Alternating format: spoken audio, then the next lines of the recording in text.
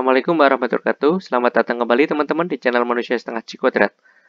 Jadi di sini kita akan membahas basic Python lagi ya, seri basic Python, di mana kita akan mempelajari struktur data yang berupa set kayak gitu. Nah, pada episode yang pertama untuk yang kayak gini ya, untuk penampungan beberapa item dalam sebuah variabel itu kita gunakan yang namanya list. Nah, list sendiri itu berbeda jauh ya dibandingkan dengan set karena memang dari sifat-sifatnya pun kayak bertolak belakang lah. Kalian kalau ingin lihat di si list sendiri itu kalian bisa lihat di episode sebelumnya.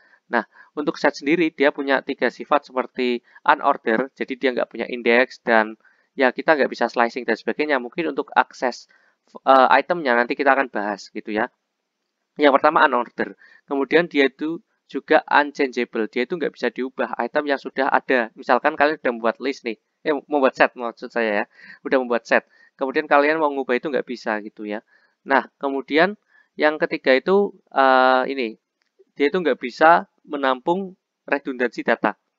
Jadi isi dari si set sendiri itu harus unik. Misalkan laki-laki perempuan, itu kan gendernya. Ya udah unik aja laki-laki perempuan. Jangan laki-laki perempuan, laki-laki perempuan, laki-laki kayak gitu ya. Jadi laki-laki perempuan disebutkan satu kali aja masing-masing. Nah, yang pertama untuk set sendiri kita harus belajar mengenai cara membuatnya kan ya. Paling utama itu kan pasti.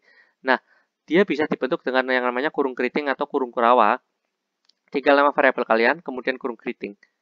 Nah, jadi kalian masukkan item-itemnya di dalam kurung keriting tersebut. Atau cara yang kedua, kalian pakai sebutkan tuh set kayak gitu ya. Kalau kemarin kan list kayak gitu. Sekarang set dalam kurung double. Nah, dalam kurungnya sendiri ini adalah kurung bundar, lingkaran. Kayak apa ya? Ya sebutnya mungkin round bracket lah ya. Nah, jadi ada dua. Tapi mungkin kalau saya prefer yang ini ya, lebih singkat mungkin dibanding yang kedua. Tapi sebenarnya sama lah. Akan menghasilkan sebuah set yang sama. Nah, kemudian kalian juga ada tadi karena aturan untuk no duplicate. Jadi ketika ada apple, banana, cherry, apple, maka apple sendiri akan keprint satu kali. Atau si apple sendiri itu yang kedua ya, apple yang kedua ini ya, dia itu dianggap tidak ada itu. Kayak saya dianggap oleh dia itu nggak ada itu ya. Nah, jadi harus unik. Nah, sedangkan yang ketiga itu cara ngukur itemnya. Maksudnya jumlah itemnya berapa sih? Ya itu sama dengan yang lain sih, tinggal di line gitu aja. Nah, nanti akan ke print 3 karena isinya 3. Nah, si set sendiri juga sama dengan list. Dia itu bisa menampung beberapa tipe data. Bisa itu integer, float, string, ya bebas lah ya. Dan dia itu bisa kayak rujak. Jadi, dia itu bisa dicampur-campur. Baik itu boolean, integer, kemudian dicampur juga dengan string. Itu ya sapi-sapi aja gitu. Bahasa saya gaul juga ya.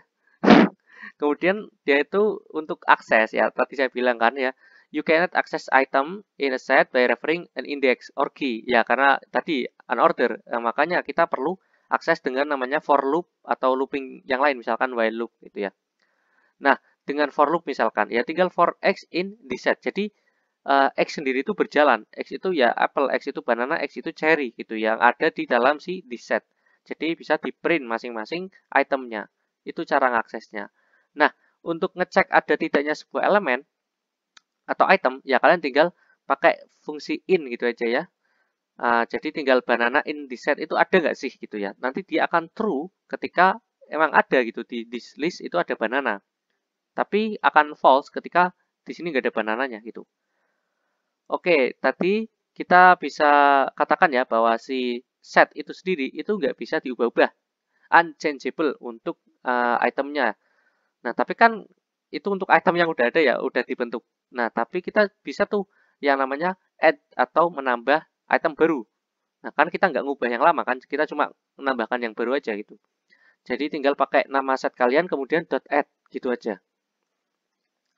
Nah, selain pakai add, kalian juga bisa pakai update. Misalkan dia punya sebuah set atau kita punya sebuah set, kemudian kita punya set baru nih, buah-buahan ini kita akan tambahkan kepada set yang pertama.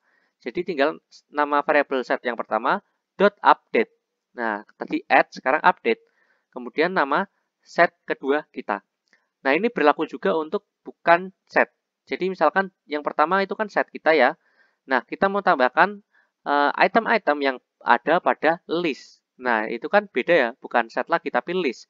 Itu sama, tinggal kalian nama set kalian kemudian .update. Nah, kemudian isinya itu list kalian. Kalau tadi kan set kalian yang kedua. Ya bisa aja, terserah kalian. Yang penting yang pertamanya itu set. Ya pakainya dot update. Berarti kita udah belajar dot add dan dot update. Nah, itu nambahkan. Lah kalau ngurangin gimana? Itu pakainya dot remove. Dengan dot remove nanti kalian tinggal sebutkan item apa yang ingin kalian buang. Misalkan kalian punya stok barang, stok buah, apel, banana, dan cherry. Nah, banana sendiri mau kita exclude lah. Misalkan udah sold out, ya udah tinggal dot remove. Atau ini discard. Nah, discard sendiri itu sama dengan remove. Jadi kalian mau buang yang mana gitu. Kemudian kalau dot pop itu ini agak tricky karena memang karena nggak ada indeks, kita nggak bisa nyebutkan ya. Misalkan dot pop, kan dia pakai indeks dot pop 2 misalkan. Berarti kan cherry ya, ini kan 0, 1, 2. Jadi cherry yang kehapus harusnya. Kalau itu ada indeksnya, tapi karena nggak ada indeksnya, maka dikatakan bahwa di sini tuh you don't know which item that get removed. Jadi kayak kalian nggak akan tahu yang mana yang akan di remove. Kalau pakai dot pop, ya mendingan kalau pakai set, kalian pakainya ya discard atau remove, jangan pakai yang pop gitu. Nah, jadi yang keprint hanya apple dan cherry karena si banana tadi udah dibuang di sini. Nah, kemudian ya kalau dot pop kan ya, kalian nggak tahu yang mana di remove, ternyata yang di remove apple, berarti banananya ada. Oke, selanjutnya ketika kalian ingin menghapus banyak, nggak hanya satu item, bahkan kalian ingin menghapus semua ya, itu nggak efektif lah ya kalau kalian pakai discard atau remove. Kalau kalian mau menghapus semuanya isi dari elemen kalian atau isi dari variabel kalian ya, semua elemennya ya maksud saya, kalian pakainya dot clear. Ini bukan sampo. Jadi tinggal nama set kalian dot clear nanti kehapus semua isinya saja. Tapi kalau kalian mau menghapus seset-setnya, gimana tuh ngomongnya? Jadi misalkan ada toko, dia punya buah apel, jeruk, mangga, kalian pakai clear itu ya buah-buahnya yang sold out, tapi tokonya masih ada. Tapi kalau kalian pakai delete atau del di sini, ya berarti sampai toko-tokonya pun dijual. Jadi ketika kalian print di set, ya udah error karena tokonya atau di setnya itu udah nggak ada lagi gitu. Kemudian ada yang namanya join. Ya tadi kita udah tahu adanya add dan apa tadi? Update. Nah, kita juga bisa pakai union. Jadi antara set yang pertama dan set yang kedua akan digabung menjadi set yang ketiga. Tinggal set yang pertama dot union set yang kedua. Nanti akan gabung. Nah, itu cara penambahan juga ya atau membuat variabel baru dengan join union. Nah, union kayak apa ya? Saya nggak mau nyebut merek lah. Nah, kemudian ada intersection. Intersection sendiri itu irisan. Kalau kalian tahu diagram Venn atau matematika biasa itu udah sering ya mendengar irisan. Ya, irisan adalah sebuah data yang ada di dalam dua tempat, misalkan A dan B, atau di sini kita sebutnya X dan Y.